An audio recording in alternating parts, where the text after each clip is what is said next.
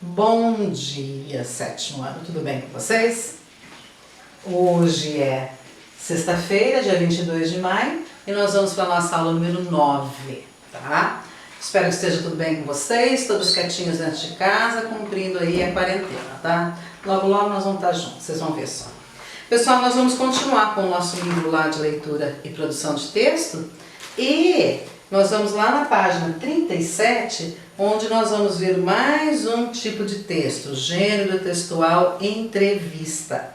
O assunto continua sendo a literatura de cordel, só para a gente relembrar, tá? Lá na página 30 nós tivemos um poema da literatura de cordel que falava da vaca estrela e do boi fubá. Agora nós vamos ver uma entrevista com o poeta Patativa de Assaré. Olha lá a foto dele lá, que bonitinha, tá? Então vamos lá. Lá em cima, lá no alto da página 37. Observe a forma de apresentação do texto que segue e responda oralmente as questões. O texto 1 é uma narrativa escrita em versos. E este, o texto 2, a que gênero pertence? Ele é escrito em versos ou em prosa? Gente, o primeiro texto foi escrito em versos, é um texto poético. Este daqui é escrito em prosa. O que é prosa? Tudo que não é verso, tá? Então, repetindo. O texto poético, ele é escrito em versos e organizado em estrofes. Tudo que não é texto poético, tudo que não é poema, tudo que não é poesia é prosa. Prosa. Tudo que não é poesia é prosa. Então, o texto lá do seu livro de ciências é um texto em prosa? Sim. Esse texto é um texto em prosa? Sim. Por quê? Porque ele não é poético, porque ele não é dividido em versos. Esse tipo de texto, assim, olha, dá só uma olhadinha no jeitão dele, tá vendo? Alguém pergunta e outra pessoa responde. Esse tipo de texto pertence ao gênero entrevista. Então, dentre os inúmeros gêneros textuais que nós temos, a bula de remédio, a receita a bula de remédio, a receita de algum doce, né, alguma coisa, o bilhete, o texto do livro de ciências, o texto do livro de histórias, a escrita de um blog, uma informação que tenha no jornal, então são diferentes tipos textuais. Esse daqui também é um tipo textual, certo? Consulte os dados da fonte do texto, quando e onde foi publicado. Então vamos voltar lá para frente, né? A gente vai ver que esse texto foi publicado por Débora Cronenberger, Patativa do Assaré, no jornal O Povo, publicado em Fortaleza, dia 11 de novembro de 95, caderno B. E está disponível nesse site aí, tá? Então esse texto foi originalmente publicado no jornal. Normalmente as entrevistas elas aparecem mesmo, ou em jornal, ou em revista, ou quando elas estão somente na linguagem oral, elas aparecem lá no Jornal Nacional, em programas de esporte, em noticiários, né? Então alguém entrevistando uma outra pessoa para ter opinião. Então vamos lá, eu vou ler com vocês, para vocês, né, a entrevista. Depois, se tiver alguma dúvida, vocês me falem lá no particular, mas eu acredito que não, é muito simplesinho, é muito interessante. O Povo. O Vida e Arte, caderno B, Fortaleza, 11 de novembro de 1995, Patativa do Assaré, Débora Cronenberger, especial de Brasília. Patativa do Assaré deveria ser o codinome desse pequeno senhor Antônio Gonçalves Dias, mas não. Observando um pouco do histórico deste grande mestre da cultura popular, fica difícil enxergar o agricultor que existe por trás do poeta. Suas poesias impressionam, assim como sua lucidez e sua memória. Aos 86 anos, Patativa possui uma obra tão rica como seus versos, que tratam de saudade, casos da sua Assaré e principalmente das injustiças sociais desse país. O poeta acumula homenagem por seu trabalho. A última aconteceu na terça-feira passada, no Teatro Nacional em Brasília, quando Patativa recebeu R$25 mil pela importância do seu trabalho. A iniciativa foi do Ministério da Cultura. Eu, que fui ao teatro para participar da homenagem a esta grande figura, acabei homenageada pelo próprio Patativa. Conversar com ele significa se deliciar com seu jeito de contar histórias, sua memória e seu bom humor. E também com sua timidez. Ele garante ser a pessoa mais tímida do mundo. Débora Cronenberger, especial de Brasília. Aí vem o nome do jornal, lá, O Povo. Nas próximas perguntas, o nome do jornal O Povo vai aparecer com a letra O e P, para não ficar escrevendo toda hora O Povo, então abreviou O e P, tá?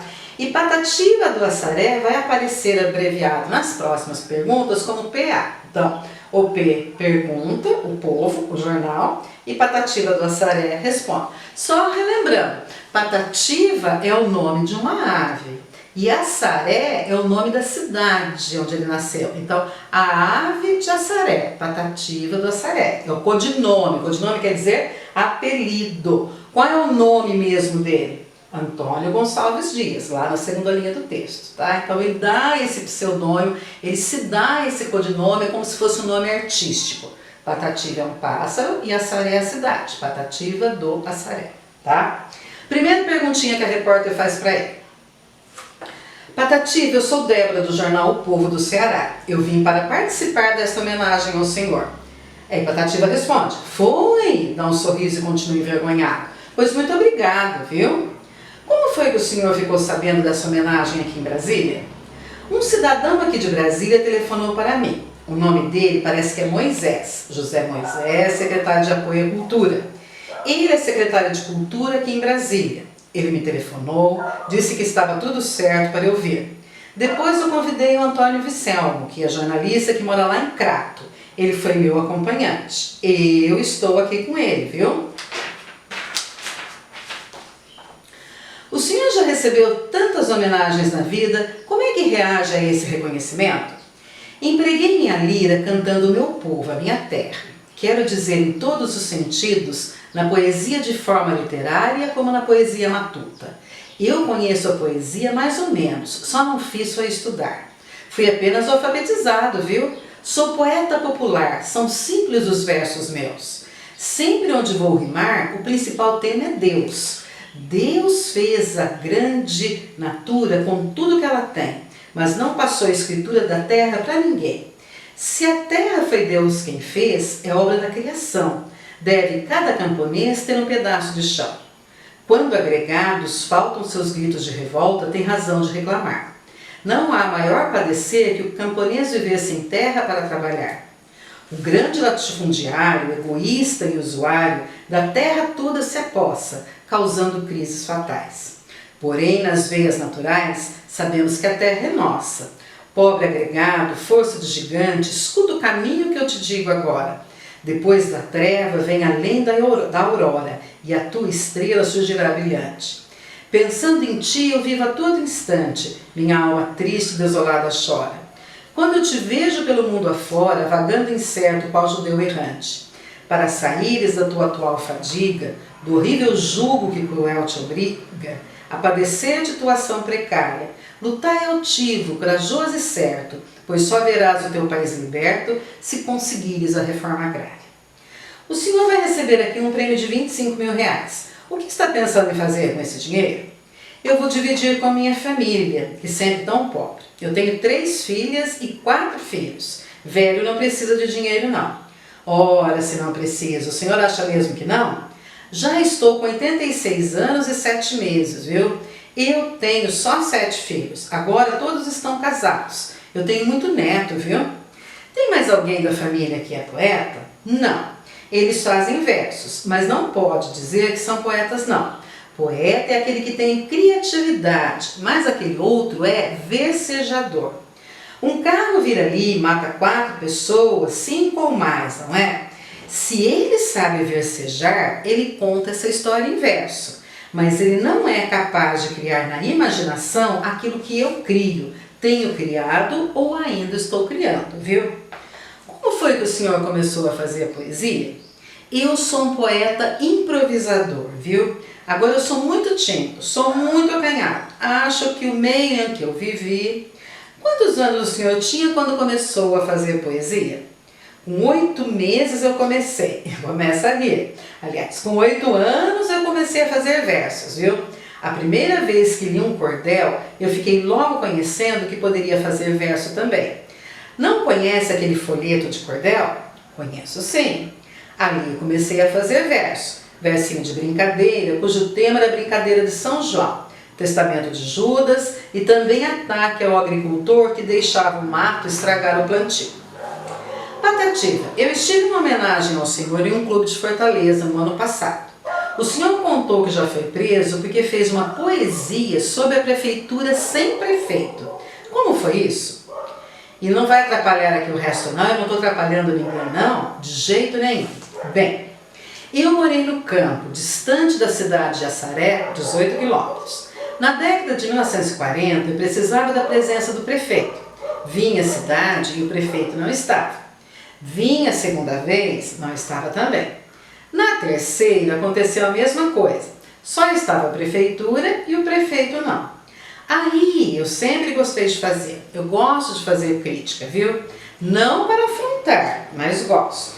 Aí eu fiz o seguinte mote: prefeitura sem prefeito. Ali estava a prefeitura e o prefeito não. Nesta vida atroz e dura, tudo pode acontecer. Muito breve a gente vê prefeito sem prefeitura. Vejo que alguém me censura e não fica satisfeito, porém eu ando sem jeito, sem esperança e sem fé, porque no meu Assaré tem prefeitura sem prefeito. Por não ter literatura, nunca pude descobrir se poderá existir prefeito sem prefeitura. Porém, mesmo sem leitura, sem nenhum curso feito, eu conheço do direito e sem lição de ninguém, descobri onde é que tem prefeitura sem prefeito. Ainda que alguém me diga que viu um mudo falando, um elefante dançando no lombo de uma formiga, não me causará intriga, escutarei com respeito, não mentiu esse sujeito. Muito mais barbaridade é haver numa cidade prefeitura sem prefeito.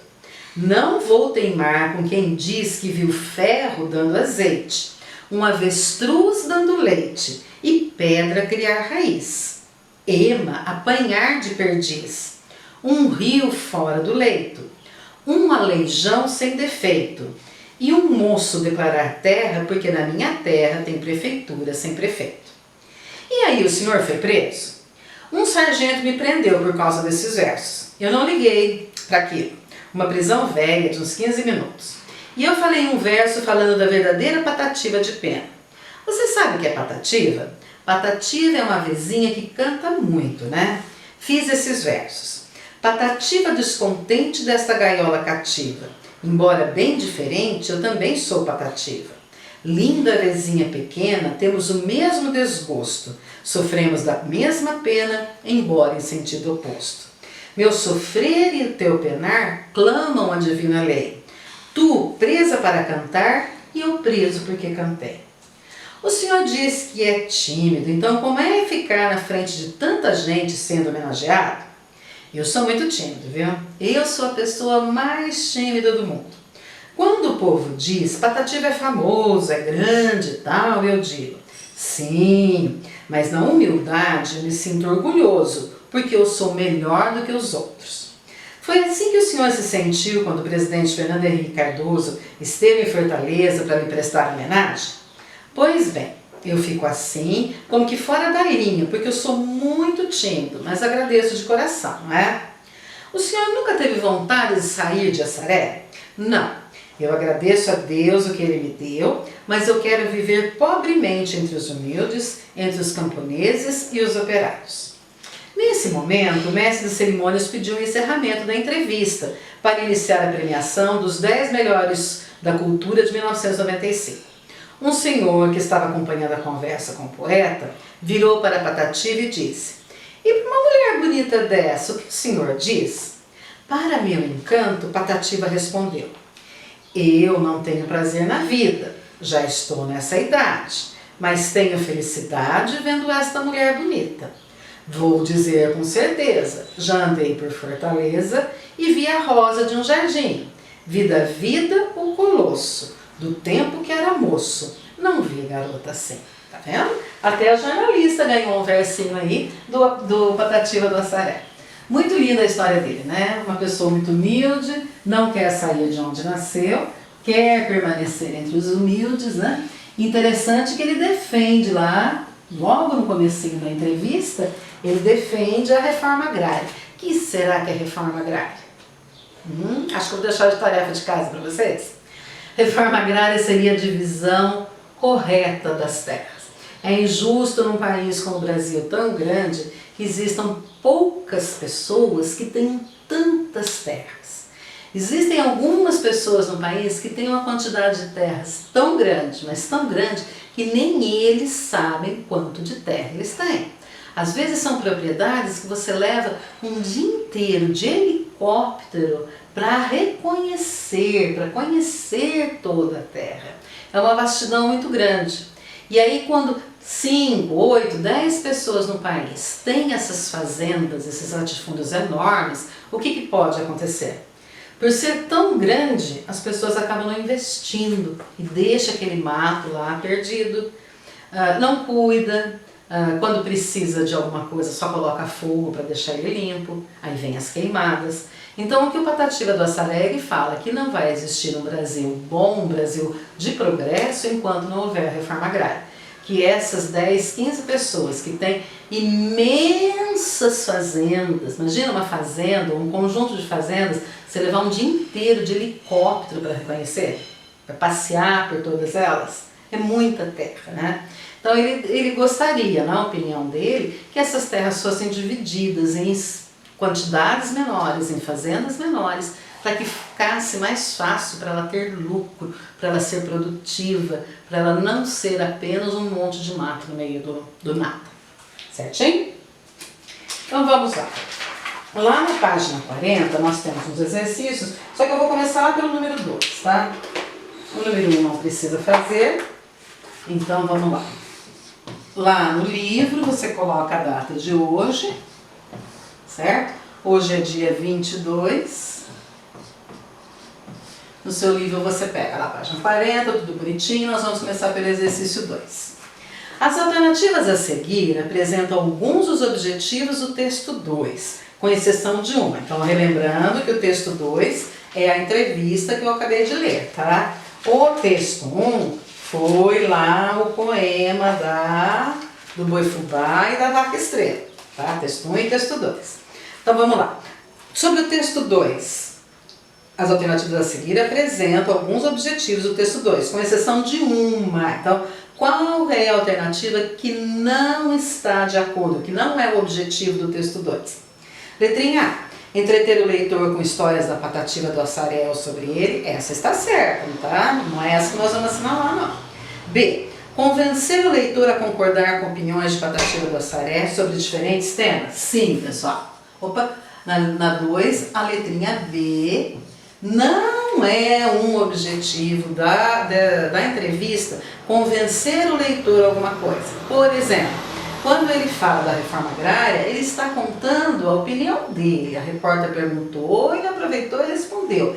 Mas ele não está em nenhum momento falando assim, você tem que concordar comigo, eu é que estou certo, eu tenho argumentos. Esse tipo de texto aí, que você vai convencer alguém de alguma coisa, é um outro gênero textual chamado artigo de opinião, tá? Esse aqui não, esse é entrevista.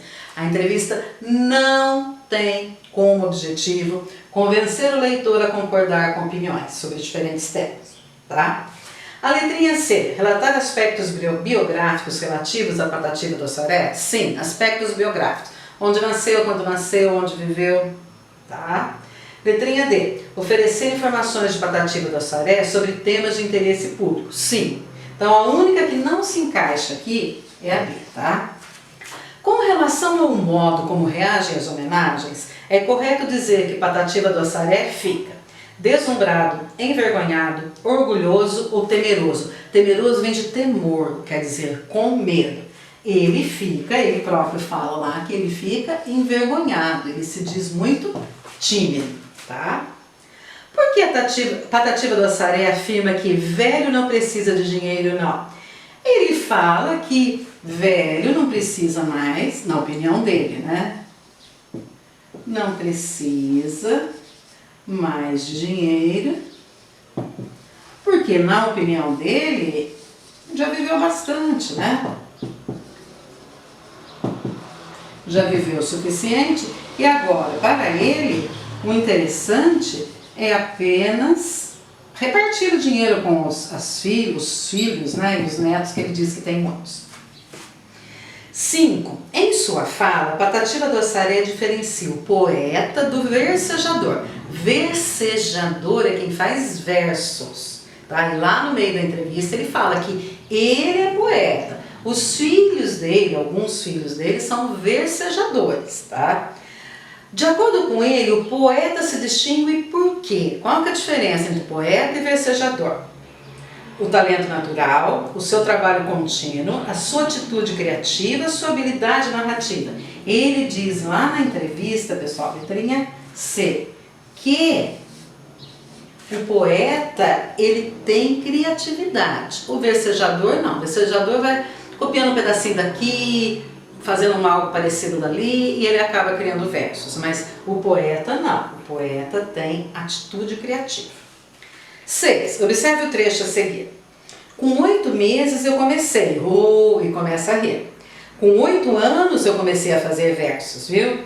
O uso de reticências seguidas de interjeição indica que o poeta A. Enumera uma quantidade de tempo e retoma outro assunto. B. Hesita, ou seja, fica em dúvida sobre a informação dada e corrige sua fala.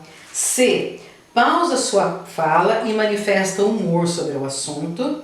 D. Interrompe sua fala e muda de assunto. Ele hesita, sobre a informação dada e corrige sua fala. Afinal de contas, ninguém começa a fazer versos com 8 meses de idade. Mesmo porque com 8 meses de idade o bebê nem fala ainda, né? Então ele hesita, eu comecei com 8 meses. Não, peraí. Então ele corrige. Como é que a gente sabe disso? Pelo uso das reticências e pelo uso da exclamação. Como nós não estamos vendo, nós não estamos ao vivo com o poeta, o sinal de pontuação aqui é que faz esse jogo de cintura aí. Certinho? Página 41. Estudo do gênero é entrevista. Releia o início do texto e responda essas questões. Quem que é o entrevistado? O poeta, né? O poeta, Patativa do Assaré. Quem ainda não entendeu o porquê desse nome, é porque Assaré é o nome da cidade onde ele nasceu, onde ele mora. Patativa é o nome de um pássaro, tá? Sei lá, seria como se fosse, o sabiá do Iguaçu, alguma coisa assim, tá? Então, Patativa do Assaré é um codinome, é um pseudônimo, é um nome artístico, assim como muitos artistas usam um nome diferente para se chamar, tá? Letrinha B. Quem realiza a entrevista é uma repórter chamada Débora Cronenberg. E ela é do jornal O Povo. Certinho? Da onde que é isso, o jornal O Povo? De Fortaleza, no Ceará. Qual é o motivo da entrevista? O poeta ele foi homenageado, recebeu um prêmio, ele foi homenageado, né? O prêmio ele já tinha recebido. Ele foi homenageado e por isso a repórter estava lá para entrevistar, certinho? 2. Observe a estrutura do texto e faça o que se pede. Marque apenas os elementos que compõem a entrevista. Ou seja, coloca aí importante. Qual é a estrutura da entrevista? Ou seja, o que é que a entrevista tem que faz com que esse texto seja uma entrevista? Como é que eu reconheço uma entrevista? Vamos lá. Então, marque apenas os elementos que compõem a entrevista. Então, aí eu vou colocando no comecinho, tá? De cada alternativa. Introdução ou abertura? Sim. Introdução ou abertura. Aqui eu não vou escrever tudo não, tá? Porque lá no começo vai estar falando quem é a repórter, de qual jornal que ela é, quem que está sendo entrevistado, a pessoa entrevistada, ela é o quê e por que ela está sendo entrevistada. A entrevista tem versos? Não. A entrevista tem perguntas e respostas? Sim. A entrevista tem perguntas e respostas. A entrevista tem balões de fala? Não. A entrevista tem conclusão? Não. A entrevista tem desenvolvimento? Não. A entrevista tem informações? Tem. xizinho aí. A entrevista tem informações, opiniões ou argumentos. Ele vai falar de uma opinião dele e vai falar por que ele pensa daquele jeito, tá? A fotografia tem imagem? Sim. Aliás, a fotografia tem imagem. A entrevista tem imagem? Sim. Normalmente tem uma foto da pessoa que é entrevistada, tá? Tem letras em tamanhos e formatos diferentes? Sim. O título sempre vai estar com letras maiores, tá? A entrevista tem narrador? Não. Você que vai ter que entender que é uma pessoa fazendo a pergunta e a outra dando a resposta. Não tem a função do narrador. Não existe assim, ó. E ele disse que. Isso já é direto, tá? Sem problemas? A letrinha B. Então essa toda foi a letrinha B. Relacione corretamente as colunas indicando as características de cada parte que compõe a entrevista. Então você tem 4 trechos e para cada trecho você vai colocar ou 1, ou 2, ou 3, ou 4. Introdução ou abertura, perguntas e respostas, informações, opiniões ou argumentos e recursos. Eu já vou deixar aqui para você a resposta. 1, 2, 3, 4. 1, 2, 3, 4. Aí você já coloca lá 1, 3, 2 e 4. Agora a gente confere, tá? Vamos ver se é isso mesmo? Apresenta de maneira geral o entrevistado, indica aspectos relevantes de sua vida e ou a obra e destaca os motivos que levaram à realização da entrevista. Essa é a introdução, então é a número 1. Segundo trechinho. São elementos importantes citados pelo entrevistador e pelo entrevistado e que despertam o interesse do leitor pelo conteúdo. Formam um dos componentes principais da entrevista. Essa é a 3. Informações, opiniões ou argumentos. Ocorre troca contínua do discurso, alternância de perguntas e respostas e aproveitamento do que se ouve para, oportunamente, criar novos questionamentos. Essa é a 2, perguntas e respostas. E, finalmente, são utilizadas palavras em negrito, parênteses, reproduções fotográficas, etc., para deixar a leitura do texto mais interessante e agradável. Esses são os recursos, número 4. E eu vou parando por aqui, a gente se vê na próxima aula. Beijo!